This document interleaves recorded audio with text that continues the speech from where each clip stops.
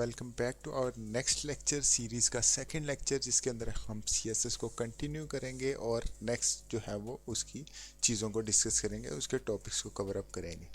और सिर्फ मेरा मकसद यहाँ पे आप लोगों को एक चीज़ का बताना नहीं है, बल्कि आपको जो है वो उस चीज़ को सिखाना है। ठीक है, तो इस चैनल पे आप लोग चीज़ों को सीखने आए हैं, ना कि जस्ट कॉन्सेप्ट ले लिया और 2 दिन या हफ्ते या 2 हफ्ते बाद आपने उसको स्किप कर दिया। तो आपने साथ साथ इसकी प्रैक्टिस करते रहना। जिसकी नहीं समझ लगती आप जो है वो कमेंट बॉक्स में उसको जो है वो कमेंट करें, ताकि आपको इसको रिप्लाई मिले। ओके, सो नेक्स्ट कंटिन्यू करते हैं। हमने लास्ट टाइम डिस्कस किया कि इनलाइन, इंटरनल और एक्सटर्नल सीएसएस को कैसे इंक्लूड करना है। अब क्विकली रिवीजन कर लेते हैं हम अपने जो एचटीएमएल के अंदर कैसे सीएसएस बेसिक आपने जो की थी उसको रिवीजन कर लेते हैं हम क्विकली। ओके, सो ये आपका पैराग्राफ है। अब हम क्या करेंगे, यहाँ पे क्लास और आईडीज़ को थोड़ा सा देख लेते हैं कि क्लास और आईडी क्या है। क्लास का एट्रीब्यूट मैं यूज़ कर रहा हूँ यहाँ पे, मैं यहाँ पे कर देता हूँ अपना पैराग्राफ 1। ओके, पैरा 1 लिख दिया। अब क्लास क्यों लिखी, क्लास का आईडी वैल्यू क्या है ये, तो मैं बता देता हूँ आपको। यहाँ पे क्लास का एक एट्रीब्यूट होता है जो कि हम यूज़ करते हैं उस पर्टिकुलर पैराग्राफ को या उस पर्टिकुलर एलिमेंट या टैग को टारगेट करने के लिए। पहले हमने कैसे टैग टारगेट किया था, बाय टैग नेम। अब हम कैसे टारगेट करेंगे, बाय क्लास। अब बाय क्लास टारगेट करने के लिए आप जस्ट उसकी क्लास की जो वैल्यू है उसको पिक करें और उसको जो है वो यहाँ पे टारगेट करें। अभी क्यों नहीं हुआ, क्योंकि आपने जो है वो स्टार्टिंग में डॉट नहीं लिखाया। अगर ऐसा लिखोगे तो क्या कंसीडर होगा, आपका टैग नेम। ठीक है, और अगर आप स्टार्टिंग में एक डॉट लगा देते हो तो वो रिप्रेजेंट करता है कि ये आपकी क्लास है। आप देख सकते हो, आप वैसे ही जो है वो उस पर स्टाइलिंग अप्लाई होगी।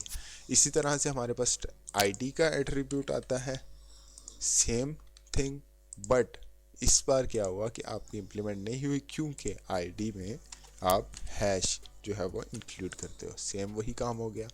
तो मेन डिफरेंस क्या है क्लास और आईडी का, क्लास रिप्रेजेंट करती है डॉट से, आईडी रिप्रेजेंट करता है हैश से। और बाय टैग नेम भी आप जो है वो उसको टारगेट कर सकते हो या उसको सिलेक्ट कर सकते हो बेसिकली। तो ये थे हमारे सिलेक्टर्स 3 टाइप्स के, बाय आईडी, बाय क्लास और बाय टैग नेम। ओके, अब आईडी और क्लास में एक बहुत बड़ा डिफरेंस है जो कि अक्सर इंटरव्यूज़ में भी पूछा जाता है। क्या डिफरेंस है कि आईडी और क्लास में आप डिफरेंस बताएं। अब डिफरेंस क्या है, आईडी जो आपका एचटीएमएल का पेज है उसमें यूनिक होती है, लेकिन जो क्लास है वो आपकी मल्टीपल टाइम्स यूज़ कर सकते हो। ये मेन डिफरेंस है। ये आप नोट्स बनाते रहें साथ साथ, ताकि आप जो इंटरव्यू क्वेश्चन है वो भी आपकी प्रिपरेशन होती रहे। आईडी और क्लास में क्या डिफरेंस है, अब आप लोग इतने कॉन्फिडेंट हो कि आप उसको जो है वो बता सको।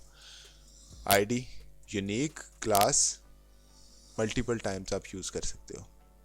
दूसरा ये कि आईडी रिप्रेजेंट करते हैं हैश से और क्लास को रिप्रेजेंट करते हैं डॉट से। इसी तरह क्विकली रिव्यू करते हैं नेक्स्ट थिंग को। Next thing is the properties. Some properties को डिस्कस करते हैं। इसी में मैं आपको जो है वो कुछ प्रॉपर्टीज, सबसे पहली प्रॉपर्टी, अगर आपने उसका कलर चेंज करना है, कलर, फॉन्ट साइज करना है तो फॉन्ट साइज की प्रॉपर्टी, आगे नेक्स्ट उसकी वैल्यू।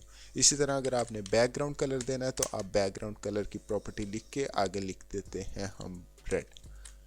आपका बैकग्राउंड कलर रेड हो गया उस पर्टिकुलर क्लास के एलिमेंट का। इसी तरह से मेरे पास प्रॉपर्टी आती है फॉन्ट वेट की। फॉन्ट वेट क्या करता है, आपके जो टेक्स्ट है उसको बोल्ड कर देता है। आप सेट कर सकते हो कि आपको कितना जो है वो उसका साइज चाहिए वेट का। लाइक ये 100 है, इसी तरह 200, 300 और यहाँ पे बोल्ड है मेरे पास। ओके, इसी तरह से मेरे पास और कुछ प्रॉपर्टीज़ हैं। लाइक मेरे पास पैडिंग है।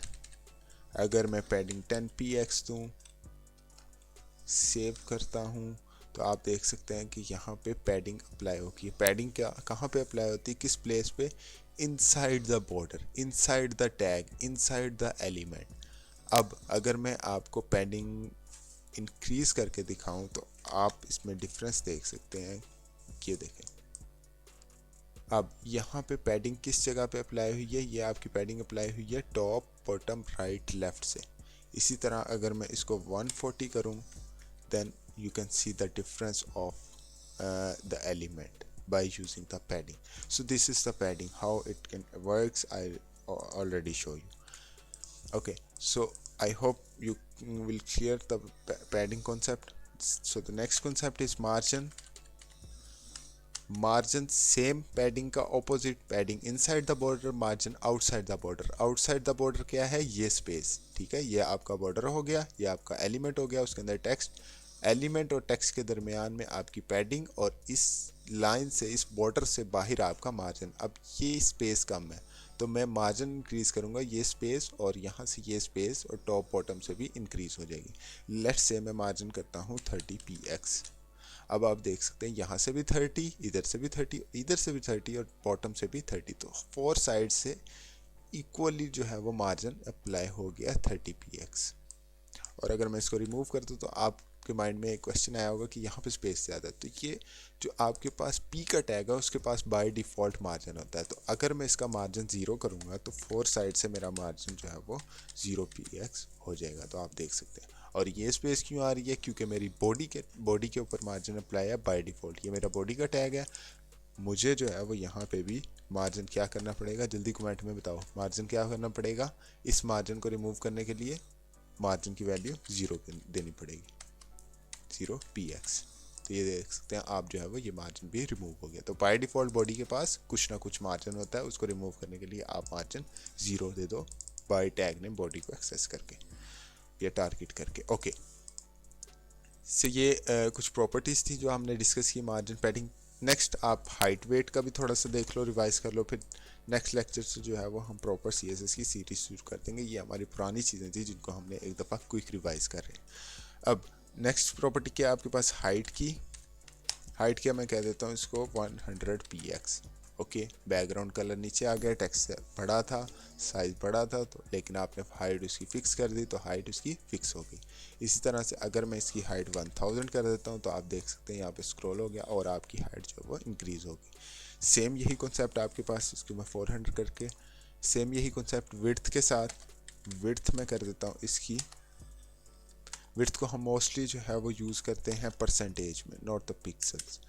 सो टोटल पेज कितना, 100%। विड्थ आपकी लेंथ को रिप्रेजेंट करती है। अब विड्थ में करता हूँ 50%, तो ये पेज की हाफ ले लेगी। लेट्स से मैं इसको 50% करता हूँ, सेव करता हूँ, तो आप देख सकते हैं ये पेज की 50% इसने ग्रैब कर लिया स्पेस, यहाँ से आप देख सकते हैं। तो ये थी आपकी विड्थ। इसी तरह हाइकल वे में वो आपकी हाइट कहते हैं।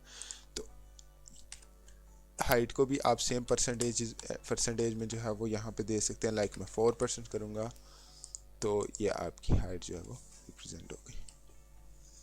तो यही कॉन्सेप्ट जो है वो हमारे पास आता है। अगर मैं इसको 100% कर दूँ तो आप क्या देख सकते हो, ये जो है वो डिव की 100% इसने।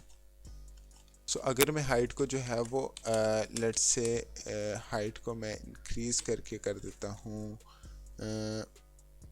30px लेट्स से, या 40px, तो आप देख सकते हैं हाइट इसकी इंक्रीज होगी और साइज इसका, विड्थ इसकी जो है वो 50%। इसको मैं 10% करता हूँ तो ये 10% होगी। तो ये बेसिकली आप जो है वो इसको हाइट और विड्थ के कॉन्सेप्ट को इस तरह से यूज़ करते हो अपने CSS के अंदर। तो ये हमने क्विक रिवीजन किया है किस चीज़ों की, सेम वही चीज़ जो हमने HTML में कवर की थी, जस्ट हमने उसकी एक जो है वो ओवरव्यू ले लिया, उसकी रिवीजन कर लिया कि हमने जो है वो CSS में बेसिक्स में क्या क्या चीज़ें जो है वो HTML में देखी थी। अब नेक्स्ट हमारे पास न्यू चीज़ें होंगी जो हम CSS में डिस्कस करेंगे, जो कि हम अपनी नेक्स्ट 3rd वीडियो से स्टार्ट ऑनवर्ड जो है वो टॉपिक बाय टॉपिक कवर करना स्टार्ट करेंगे। तो मिलते हैं आप नेक्स्ट वीडियो में, 3rd वीडियो में। तब तक के लिए टेक केयर, अल्लाह हाफिज़।